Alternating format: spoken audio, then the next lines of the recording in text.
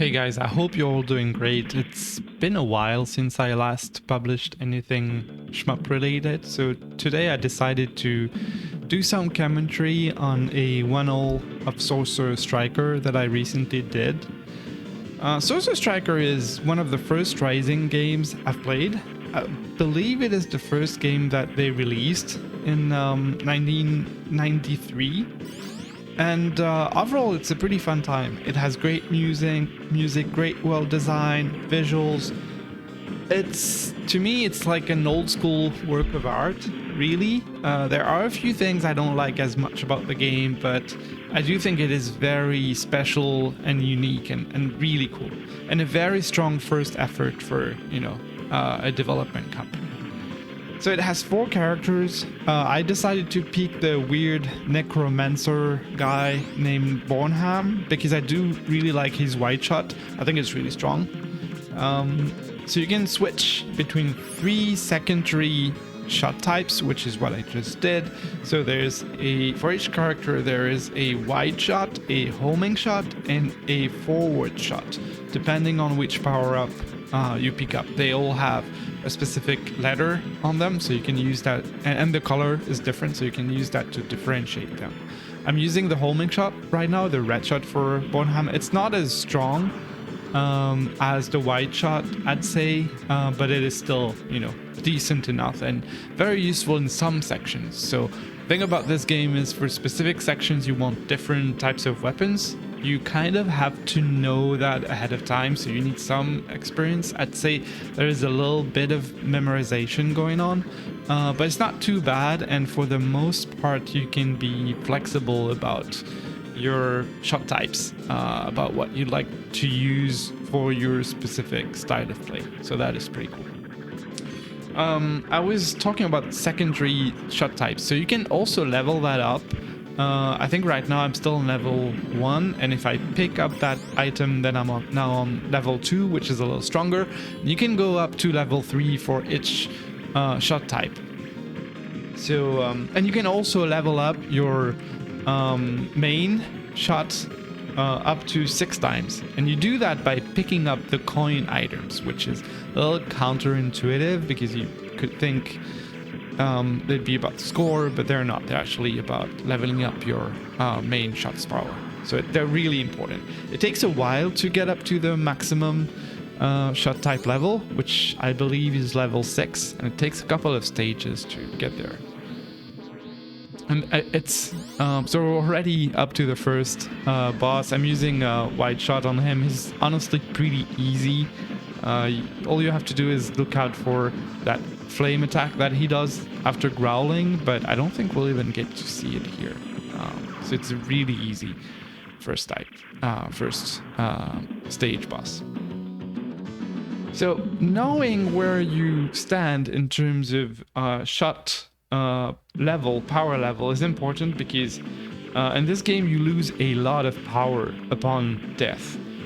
So it's mainly a game where you want to play cautiously. You mainly want to macro dodge, not take too many risks, because the hitbox is also a pretty decent size. So it has some of the patterns are a little complex, but overall this is mainly on the old school side, I'd say.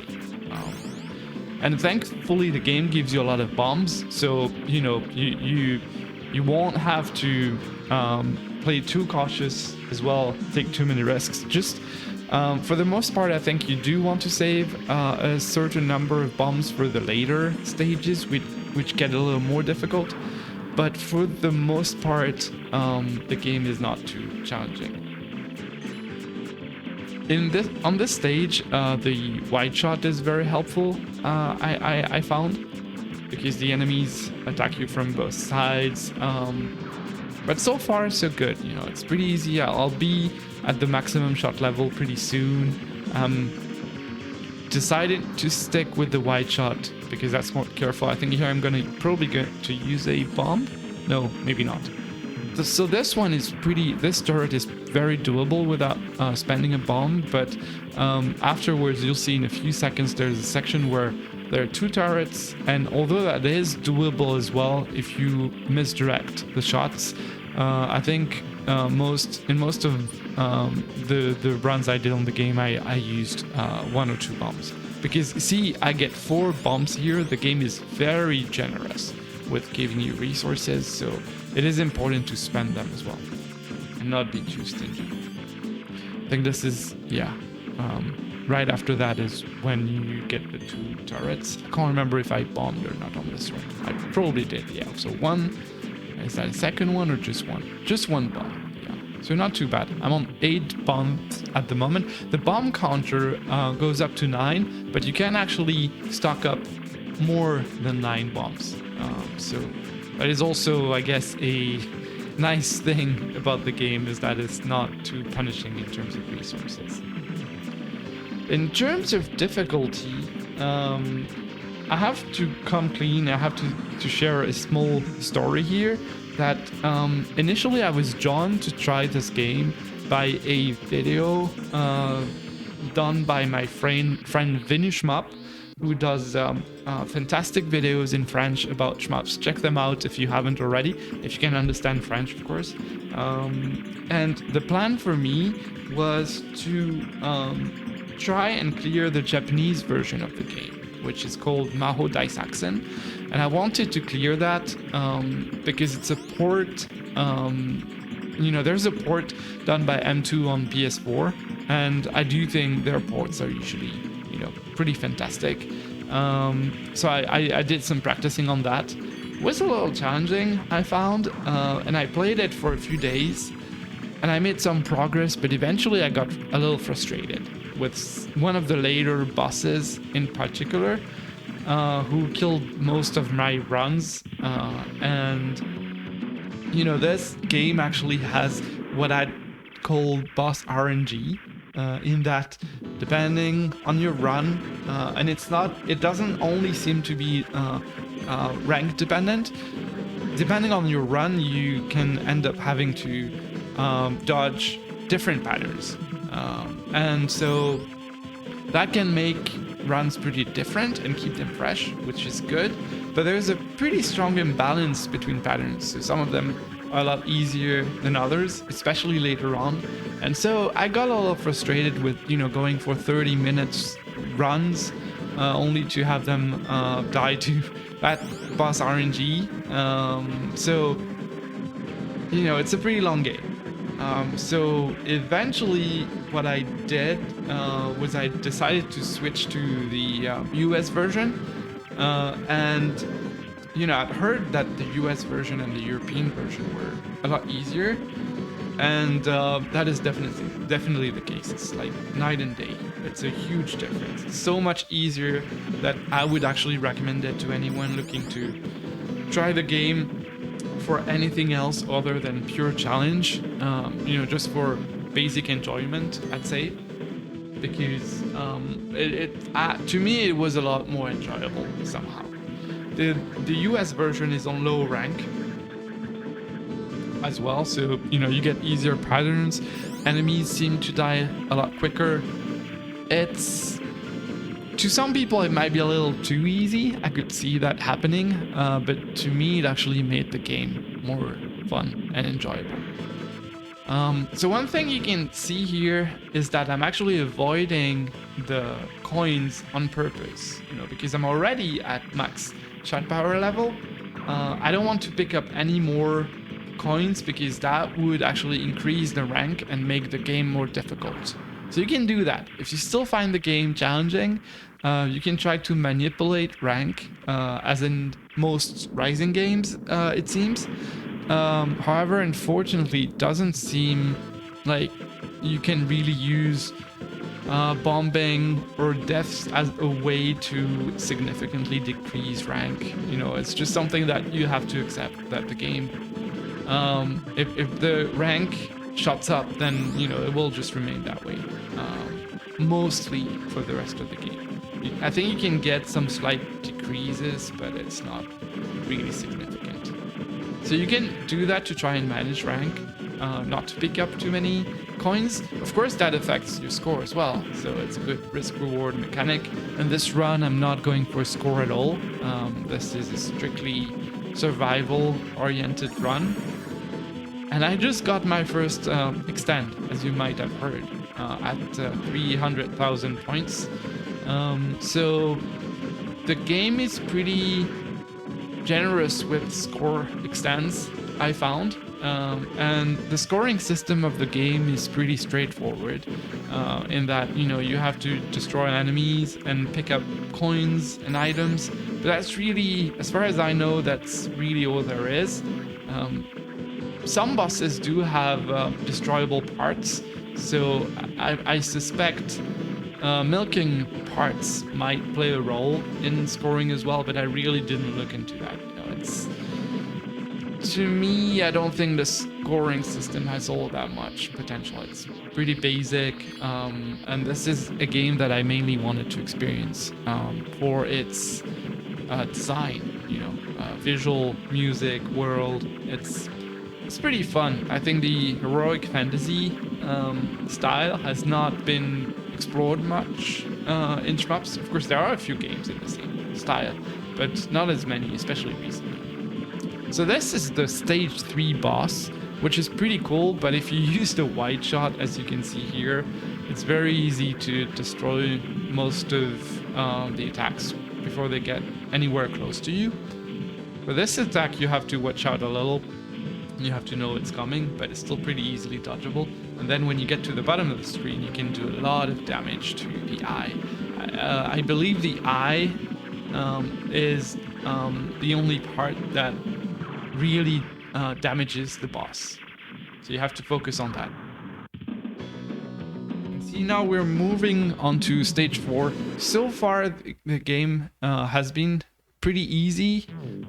Stage 4 is also decently easy as well, but towards the end of the stage is where I believe the game becomes a little more challenging. Not too much on the US version still.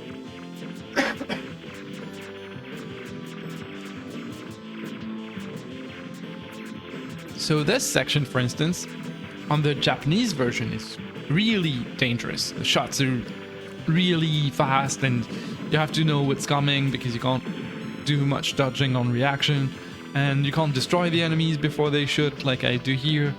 So it's a completely different game.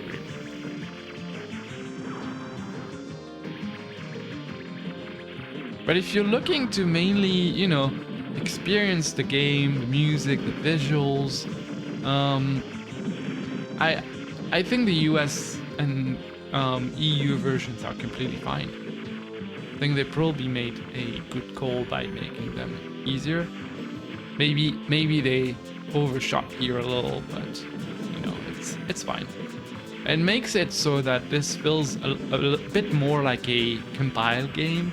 I don't know. I think some compile employees went on to join Rising when it was formed, so maybe that's why it feels that way. But I do enjoy that as well. You know, that it feels a lot more chill than the Japanese version. So here you want to destroy the wings of the green ships as quickly as possible, because otherwise they get much more complex patterns. And if you do that, it gets really easy, and they give you a bomb item each. So here I'm on 10 bombs, 3 lives, which is pretty good. Still have tons of resources to skip difficult parts. And thankfully I played the Japanese version, which is much more difficult. See, this section as well feels like a breeze here compared to the Japanese version. And we'll get to the stage 4 boss soon. And that boss is pretty unique and cool. And I do like the theme of the stage, you know, being a sort of medieval heroic fantasy type thing, moving into space, and more of a sci-fi, you know. See, with that boss is pretty cool. You have to be careful because it can hit you if you stay in the center of the screen, so you have to move out. And this boss again is not too difficult because it has a couple of tells. So one thing that's interesting about this game in terms of design is so there's boss RNG, but the bosses have very strong tells. So if you have experience, if you know what to look for, they actually sort of telegraph their attacks before they do them. So here, that's the standard attack. But this, when you see that sort of thing moving down and up, then, it will, you will get a different pattern. For this, see, you can see the sort of green flames on the lasers before they shoot. So if you see that, you have to move out of the way. Here I'm bombing before that specific pattern because I have a lot of bombs to use. And as the ship goes down, then it will do that green laser thing. So it's pretty standard. If you know what's coming, it's not too difficult. Especially if you have wide shot like this, you can cover both sides of the screen, so the missiles don't do much here. Going to dodge again, waiting for the green lasers. You can move in between. The lasers are still pretty wide, so you have to be cautious to really move out of the way when dodging. But otherwise, this is pretty easy. I'd say the more challenging pattern is the one that I bombed here. The boss was about to do it again, but I kind of got lucky and it died before that. It shoots out those sort of small projectiles that you have to destroy before they shoot all around them, 360 shots. It's not too bad, but you have to be cautious. Stage 5, so yeah, I made a mistake earlier. I thought I got stage 5 and 4 confused. So the end of stage 5 is where I think it gets a little challenging. Stage 4 was actually not that bad. I just got my second extend, so now I'm on 4 lives, 9 bombs. I think I got 9. Maybe I have more. There's no way to tell unless you paid attention. Here you have to be cautious with the blocks. The robots are going to push them to the side. I do find going through the right side to be a little safer than the left one, but your mileage may vary, so you can try both. This mid boss is actually not too difficult if you have wide shot. See, it didn't even get to do its main pattern. So that's, the big thing compared to the Japanese version is everything dies so much quicker. I'm still avoiding coins here because I don't want the rank to shoot up. Maybe I could have managed it with high rank, but the goal of this was just to try and get a survival clear, my first one. Here I just picked up the homing shot because for this section, as you can see, the small turrets are out of the way and they will shoot aimed shots at you. So it's much better to have homing for this section, because some of them, even with wide, are pretty hard to destroy. But again, if you know what's coming, it's rather easy. Same thing here with the tanks. I do think I use a safety bomb here. Yeah, just in case. This section I've played a lot on the PlayStation 4 version, so I'm very familiar with it. And it does feel like, going from the Japanese version to the American one feels like going to easy mode, to be completely honest. So this section, I found that those weird enemies, you just have to stay out of range, really, and not really try to figure out where they will shoot or throw their sort of, weapon thing. And on this side, you have to manage the wizards that come through the right, and you have to kill them as soon as possible. And then, you can focus on the tanks, which are not as dangerous. The wizards will stay on screen and keep shooting you, and they can even go low on screen and shoot you from the back. So you have to focus on them first. But that section is still very manageable, and you get tons of resources here. Coins, bombs, items. When you destroy the turrets, you get a bomb. So I'm using the forward shot here. That's sort of straight shot. I believe it does more damage, so it does help with that section. Here, there's a kind of a specific order you want to clear the enemies in, especially the turtles are dangerous. but I end up, you know, not destroying all of them, and that's fine. I'm at max level, don't want to take too many risks. Too much risk, maybe. So here you see that was, again, the stage 1 boss returning, even though it doesn't shoot anything at you. Here, yeah, see, you can see here on the top right of the screen, I'm using the wide shot again, which is my preferred shot type. I just feel more comfortable with it. I think it's really, really strong.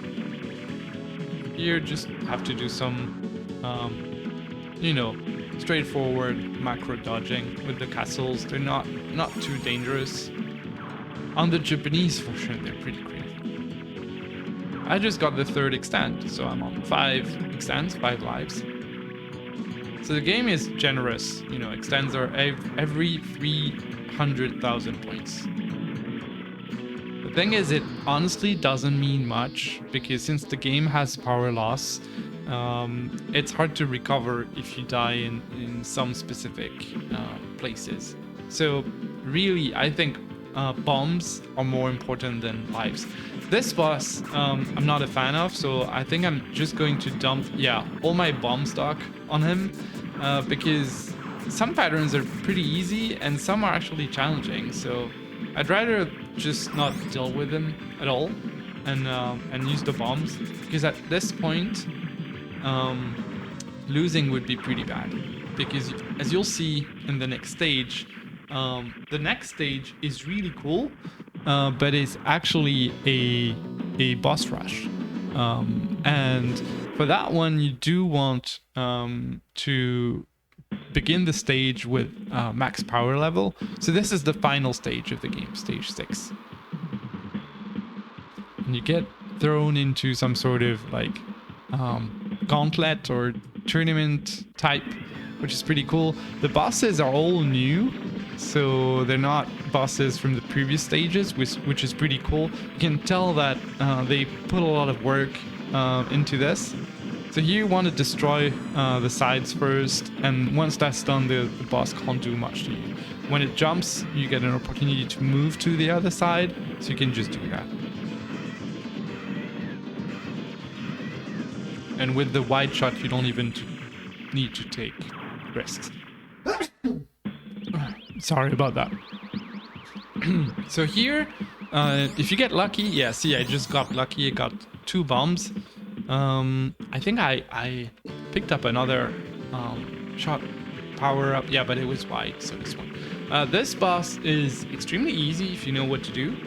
So the tail is, see, on the right side, on the right, their left arm. You know, when it stops moving, then that means that's the one that's going to try and squish you. So, you know, just move to the other side, misdirect it, and then, you know, there's really nothing the boss can do. If it goes to the bottom of the screen, it can't hit you, so you can just stay there in the middle. And then there's a pattern that we didn't see where you have to slightly, you know, sidestep, I guess, to the left to avoid the pattern. But out of all of the 6 stage bosses, that one was the easiest. I'd say this one is probably the most difficult. This is the boss I was referring to that was killing all of my runs on the Japanese version. And this is also why I'm using bombs, just to be safe, because I don't want to risk anything, since this run is going well and I haven't lost a life yet. So see, I'm using all of my bombs. This pattern is not so bad, and you get time to react. So yeah, on the Japanese version, I would lose almost all of my lives here. I just got another extend, so I'm on 6. But unfortunately, I didn't get a bomb. I don't think you actually can get one here.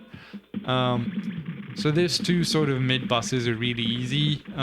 All you need to do is not get trapped in the middle between their shots. But if you stay to the side, then, you know, they're really easy to beat. Now we're getting closer to the end of the game. So this is the recurrent antagonist, I guess, that's coming in sort of, you know, like its final form, I guess. You have to be cautious with those 2 first projectiles because they're very strange. Here you want to kill the claws as soon as possible. I think I take a death here if I remember correctly. Yeah, because I don't have bombs. This is something I would have bombed. So should have stayed in the middle, but their movement is pretty erratic, so I got confused. This is still not too bad, but I did go down in, secondary shot level and main shot level, so I have to be very careful now. This pattern is actually very easy to dodge. Just, stay to the center of the boss and then slightly to the left. Here, I think I'd take another death. Yeah, that was a little unfortunate. I remember being a bit frustrated here. So my shot level is now really, really low. And I might have to use bombs. Yeah, that's exactly what I'm doing here, just to be safe. And it's all unfortunate to take a couple of deaths so close to the end of the game. But, it is what it is. Overall, this is not a terrible run. I think I'm getting closer to beating the boss, but he's also on a timer, so I think he was actually about to jump out. So the thing is, yeah, I really didn't get much in terms of shot power-ups, so I'm still pretty weak here, facing what is the final boss of the game. That's sort of, the king of the kingdom of the, can't remember, like, goblin race thing. And this is the final boss. It's actually, compared to the ninja, for instance, I think this one is much easier. Just have to know to move to the top of the screen when the lasers are going to fire.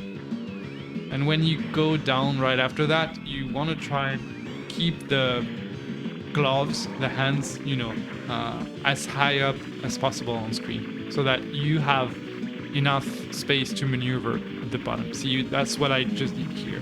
If you move straight to the bottom of the screen, then you can get chopped a little more easily. But overall, it's pretty easy and straightforward. It has 2 phases, but they're not very threatening. So see, once now the eyes are destroyed, it will shoot up this kind of weird shots. Yeah, but they're not too dangerous. Just have to be careful not to get caught in the crossfire when it's shooting up several of them. But yeah, overall, I'd say this is actually one of the easier bosses in the game. So definitely a little underwhelming for a final boss, but maybe that was done on purpose. See, okay, good. That's it. Good. Just beat the king. It's the end of the game. Really? Just good. So now this is looking like the ending. Everyone's happy. Going back to the first stage. And then something happens. That was not the actual end. There is a final boss after the final boss.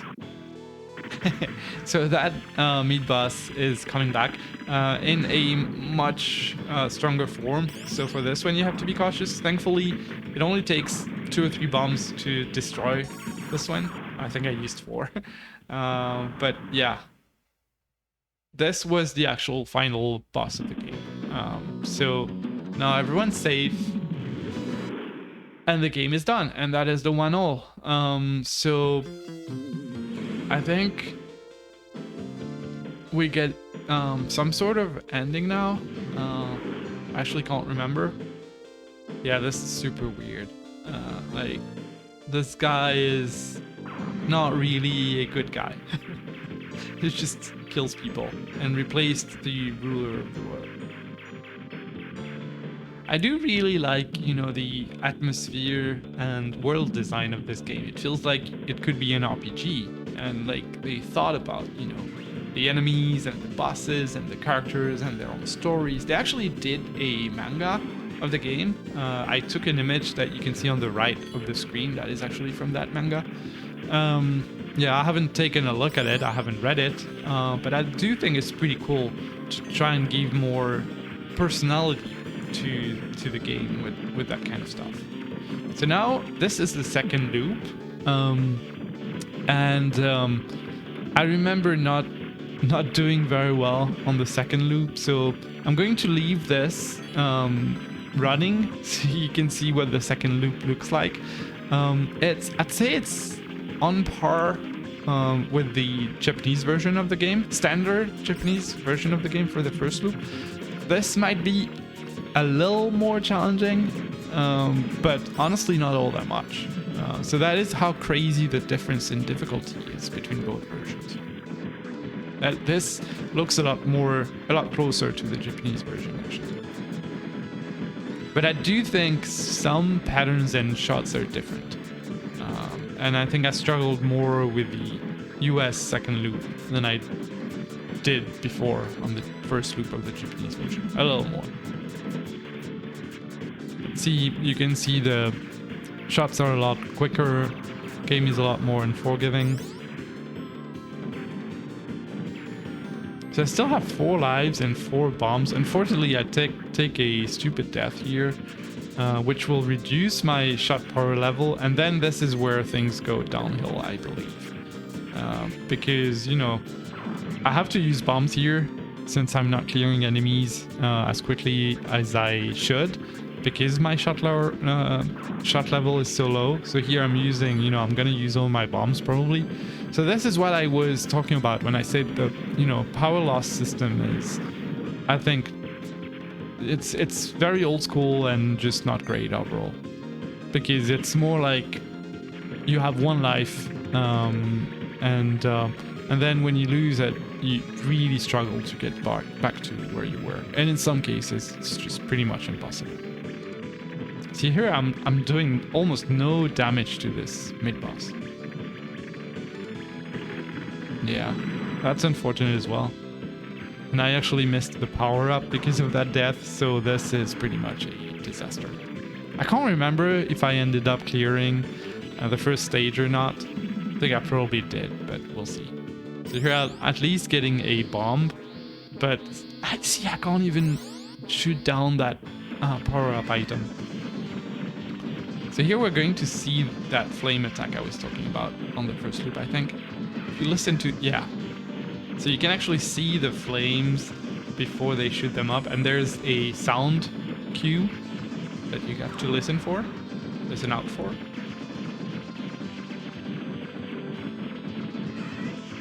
Yeah, that one, it was about to do it. So here, I do take a death on that. And end up clearing the first stage, but I have almost no resources left. So yeah, this is going to go south very, very quickly. So I think that's it. I shared most of my thoughts about the game. I'm on stage, yeah, they're calling it stage 8, but it's really 2-2.